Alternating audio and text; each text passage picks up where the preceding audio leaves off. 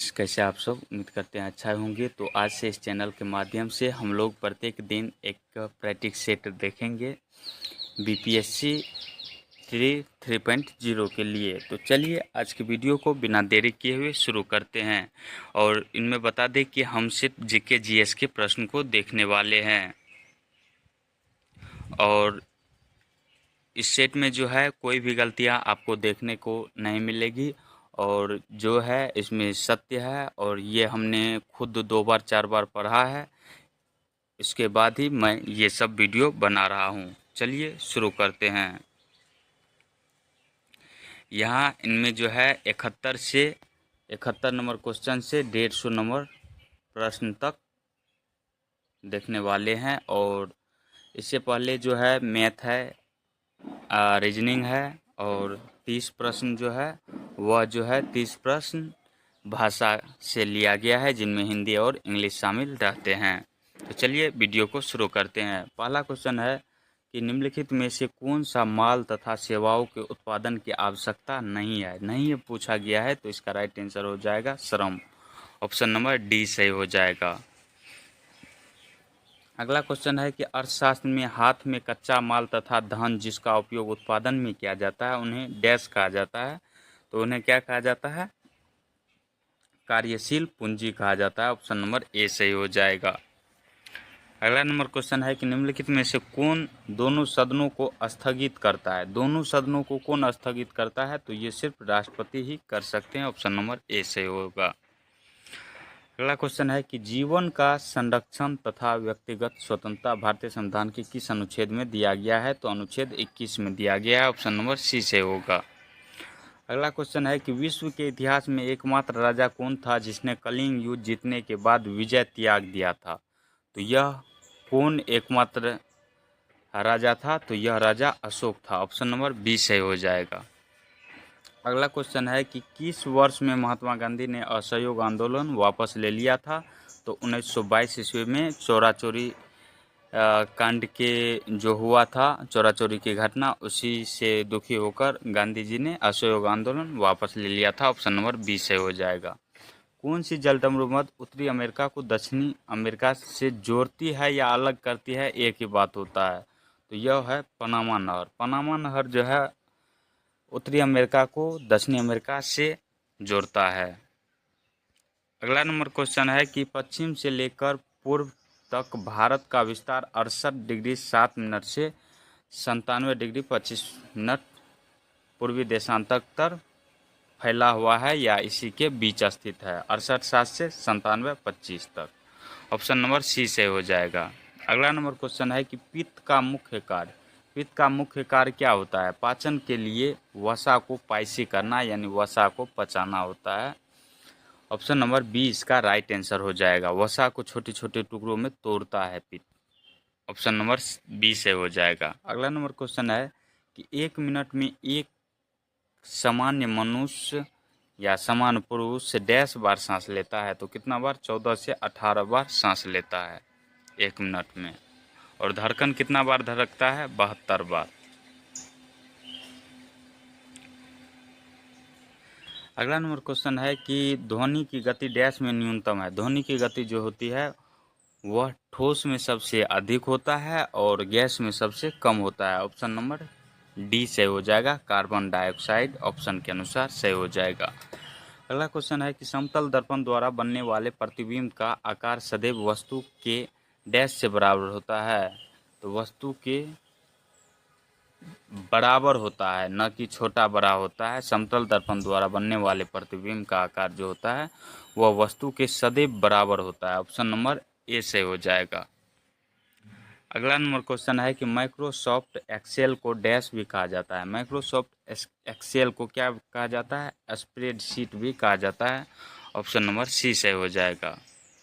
अगला number question है कि अमोनियम फॉस्फेट का सही सूत्र। अमोनियम फॉस्फेट का सही सूत्र होता है NH4 होता है। अगला क्वेश्चन है कि त्रिकानून डैश द्वारा प्रस्तावित किया गया था? तो यह डोबरेनर के द्वारा प्रस्तावित किया गया था। ऑप्शन नंबर डी से हो जाएगा। जकारियस जेनसेन ने किसका आविष्कार किया था? तो यह माइक्रोस्कोप का आविष्कार किया था जेनसन ने। अगला क्वेश्चन है कि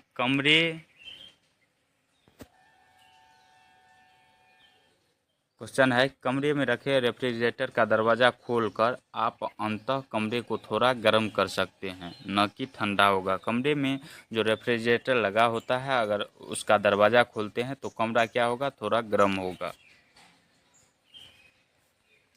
अगला क्वेश्चन है कि प्लास्टर ऑफ पेरिस का सूत्र है। प्लास्टर ऑफ पेरिस का सूत्र होता है 2CSA4 इंटू हॉल 2CSA4H2O होता है। ऑप्शन नंबर सी से हो जाएगा। अगला क्वेश्चन है विरंजक चूर्ण के लिए कौन सा असत्य है? विरंजक चूर्ण के लिए कौन सा असत्य है? तो जल में अधिक विलय होता है, नहीं, या जल में अधिक विलय नहीं होता है। ऑप्शन नंबर ए ही गलत है और असत्य ही पूछा गया है, तो ऑप्शन नंबर ए से हो जाएगा। अगला क्वेश्चन है कि पारद धातु मिश्रण पारद युक्त मिश्र धातु होती है। ऑप्शन नंबर सी से हो जाएगा। पारद धातु मिश्रण क्या होता है? तो पारद युक्त मिश्र धातु होती है। अगला क्वेश्चन है कि इनकलाब जिंदाबाद का नारा किसने दिया था? इनकलाब जिंदाबाद का नारा भगत सिंह ने दिया था। ऑप्शन नंबर सी से हो जाएगा, भगत सिंह।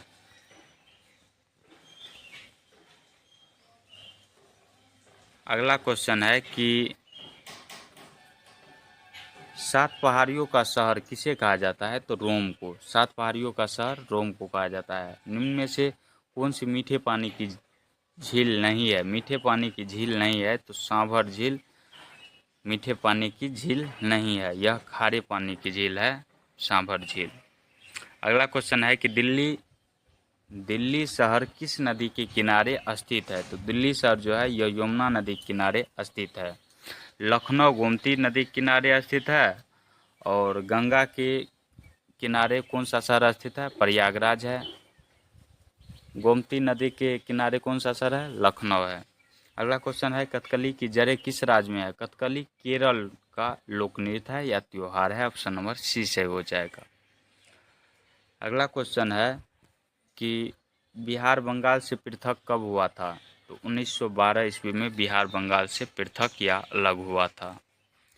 संकटग्रस्त जाति संगाई है। संगाई कहाँ की है? तो मणिपुरी हिरन है। संकटग्रस्त जाति संगाई क्या है? मणिपुरी या हिरन है, सॉरी, मणिपुरी हिरन है यह संकटग्रस्त जाति संगाई।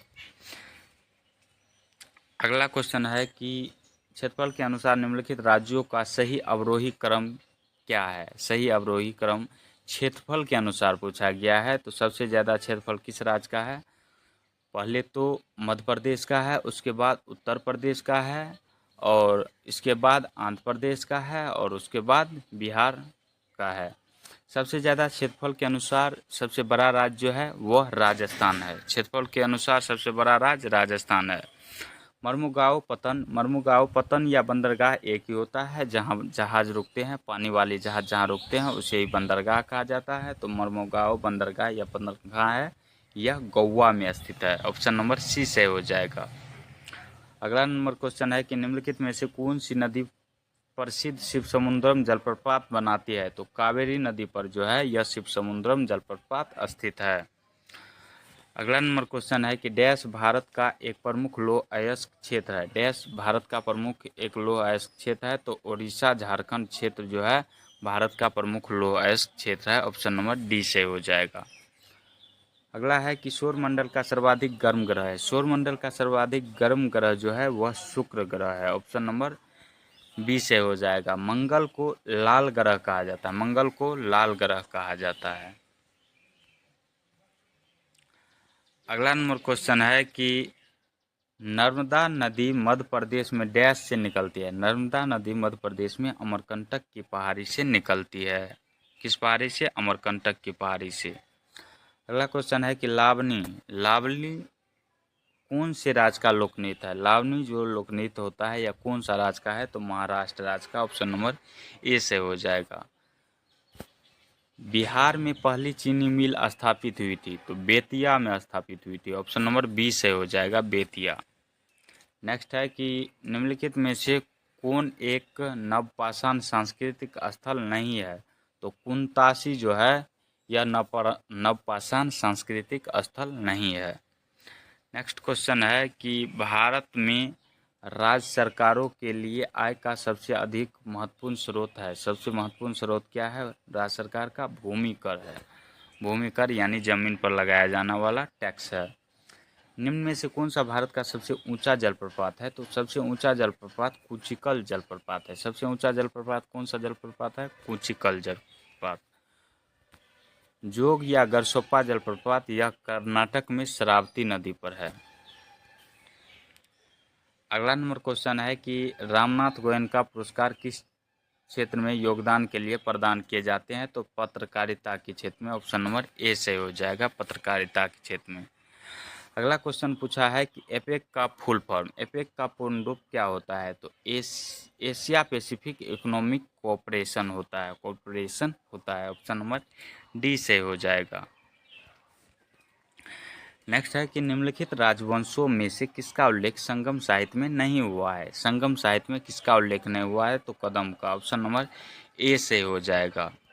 नेक्स्ट क्वेश्चन है और ये क्वेश्चन पूछा भी गया है 111 नंबर का। नेक्स्ट क्वेश्चन है कि पाटलिपुत्र में स्थित चंद्रगुप्त का महल मुख्यतः बना था, तो यह लकड़ी का बना था। ऑप्शन नंबर सी से हो जाएगा। छत्तीसगढ़ राज्य की स्थापना किस वर्ष हुई? छत्तीसगढ़ राज्य की स्थापना 2000 ईस्वी में हुई थी। ऑप्शन नंबर सी से हो जाएगा। सांची के स्तूप का निर्माण किसने करवाया? सांची के स्तूप का निर्माण अशोक ने करवाया था। ऑप्शन नंबर सी से हो जाएगा। नेक्स्ट क्वेश्चन है कि हुमायूं द्वारा लड़े गए प्रमुख युद्धों का तिथि के अनुसार सही क्रम संकेत करें। युद्ध स्थलों के नाम नीचे अंकित है। तो हुमायूं द्वारा 4 लड़े गए जो युद्ध है यह प्रमुख युद्ध है, जिसमें से हुमायूं ने देवरा का युद्ध, चौसा का युद्ध, कन्नौज का युद्ध और सरहिंद का युद्ध लड़ा था। ऑप्शन नंबर डी सही हो जाएगा। अगला नंबर क्वेश्चन है कि अर्जुन पुरस्कार किस क्षेत्र में दिया जाता है? तो अर्जुन पुरस्कार खेल के क्षेत्र में दिया जाता है। और हाल ही में किसे यह पुरस्कार मिला था अर्जुन पुरस्कार? कमेंट करके आप लोग ज़रूर बताइएगा, वो क्रिकेट के खिलाड़ी हैं। नेक्स्ट क्वेश्चन है कि रंजीत सिंह ने सुप्रसिद्ध कोहिनूर हीरा प्राप्त किया था, तो शाह शुजा से प्राप्त किया था। अगला क्वेश्चन है कि लॉर्ड वेलेजली की सहायक संधि को स्वीकार करने वाला पहला मराठा सरदार कौन था? तो पेशवा बाजीराव द्वितीय था। ऑप्शन नंबर ए से हो जाएगा। निम्नलिखित में से कौन आत्मीय सभा के संस्थापक थे? आत्मीय सभा के संस्थापक राजाराम मोहन राय थे। और इस बार जो बीपीएससी 3.0 में पूछा गया था युवा बंगाल आंदोलन का संस्थापक कौन था? तो उसका संस्थापक था हेनरी विवियन डेरेजियो।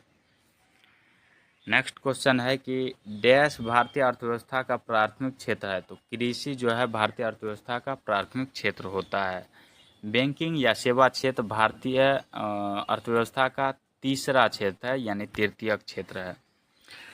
नीति आयोग एक क्या है? नीति आयोग जो है यह परामर्शदात्री संस्था है। ऑप्शन नंबर सी से हो जाएगा। नेक्स्ट क्वेश्चन है कि भारत में नियोजित अर्थव्यवस्था आधारित है, किस पर आधारित है? मिश्रित अर्थव्यवस्था पर। और भारत जो है यह विकासशील देश के अंतर्गत आता है, यानी विकास कर रहा है, न कि ये विकसित है। भारत जो है यह विकासशील देश है, यानी विकास कर रहा है। अगला क्वेश्चन है कि भारत में आय का सबसे बड़ा स्रोत है। भारत में आय का सबसे बड़ा स्रोत प्रत्यक्ष कर है। ऑप्शन नंबर ए से हो जाएगा। भारतीय संविधान को अपनाया गया था। भारतीय संविधान को अपनाया गया था संविधान सभा द्वारा। ऑप्शन नंबर ए से हो जाएगा। नेक्स्ट क्वेश्चन है कि कोई वित्तीय बिल प्रस्तावित हो सकता है केवल लोकसभा में। वित्तीय बिल किसमें प्रस्तावित हो सकता है? तो यह लोकसभा में प्रस्तावित हो सकता है। अगला क्वेश्चन है कि भारतीय संविधान के निम्नलिखित अनुच्छेदों में से कौन सा अनुच्छेद राज्य की सरकारों को ग्राम पंचायत को संगठित करने का निर्देश देता है? तो अनुच्छेद 40 यह निर्देश देता है। नेक्स्ट क्वेश्चन है कि एक कल्याणकारी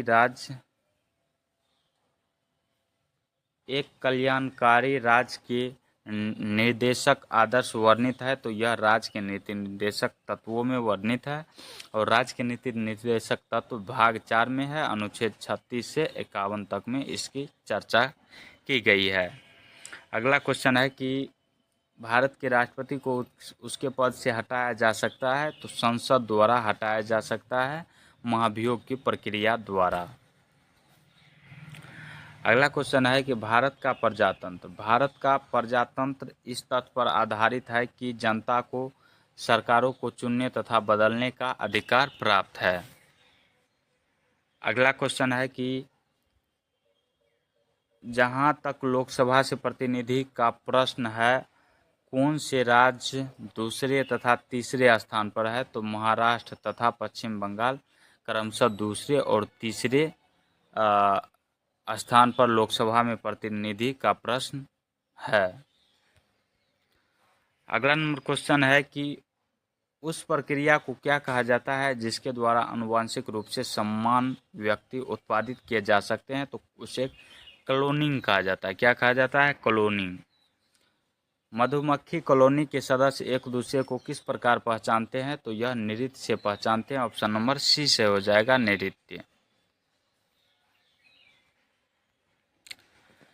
नेक्स्ट क्वेश्चन है कि मनुष्य की खोपड़ी में कुल कितनी अस्थियां होती है? मनुष्य की खोपड़ी में कुल कितनी अस्थियां होती है, तो 29 अस्थि होती है। ऑप्शन नंबर ए से हो जाएगा।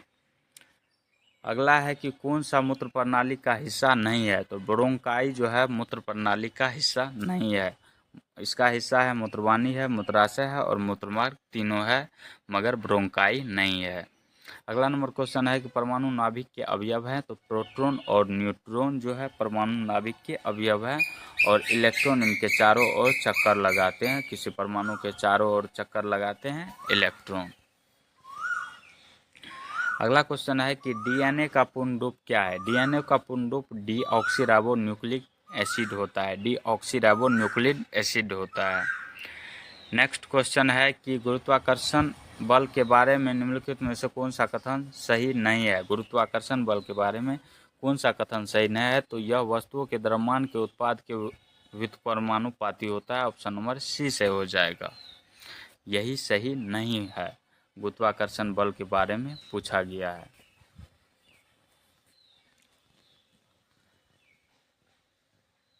अगला नंबर क्वेश्चन है कि नॉर्मन बोरलॉग पुरस्कार किस क्षेत्र में प्रदान किया जाता है, तो यह कृषि के क्षेत्र में प्रदान किया जाता है और कृषि भारतीय अर्थव्यवस्था का प्राथमिक क्षेत्र के अंतर्गत आता है।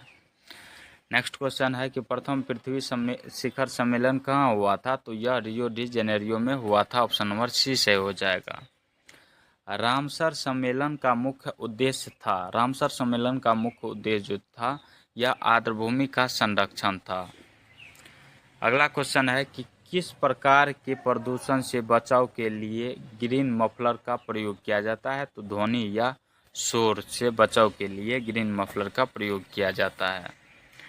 नेक्स्ट क्वेश्चन है कि भारत की जनसंख्या में ऋणात्मक वृद्धि दर किस दशक में दर्ज की गई थी, तो यह वर्ष 1911-21 के बीच की दशक जो थी, इसी में जनसंख्या वृद्धि में ऋणात्मक हुई थी, यानी इस ईस्वी में जो थी जनसंख्या बढ़ने के बजाय घट ही गई थी, यानी कम हो गई थी।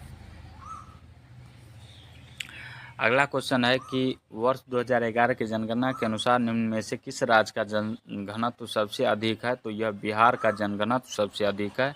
1106 व्यक्ति प्रति वर्ग किलोमीटर में निवास करता है बिहार में।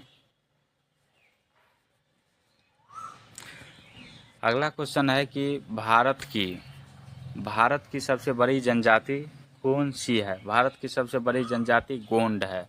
बिहार की पेंटिंग विधा कौन सी है, तो मधुबनी पेंटिंग बिहार में फेमस है, प्रसिद्ध है। अगला नंबर क्वेश्चन है कि हौज खास किला किस भारतीय शहर में स्थित है, तो दिल्ली शहर में स्थित है हौज खास किला किस शहर में स्थित है, तो यह दिल्ली में स्थित है।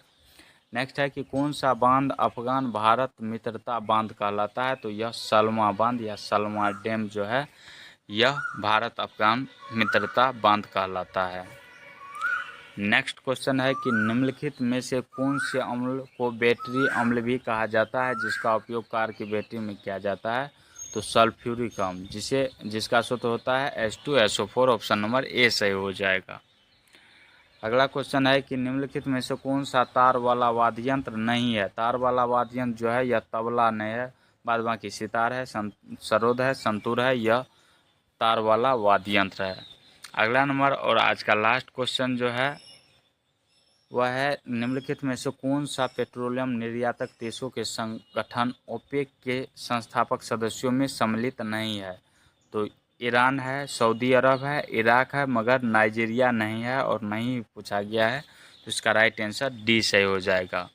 और आज का वीडियो कैसा लगा कमेंट सेक्शन में ज़रूर बताएं। मिलते हैं नेक्स्ट वीडियो में, तब तक के लिए जय हिंद, जय भारत।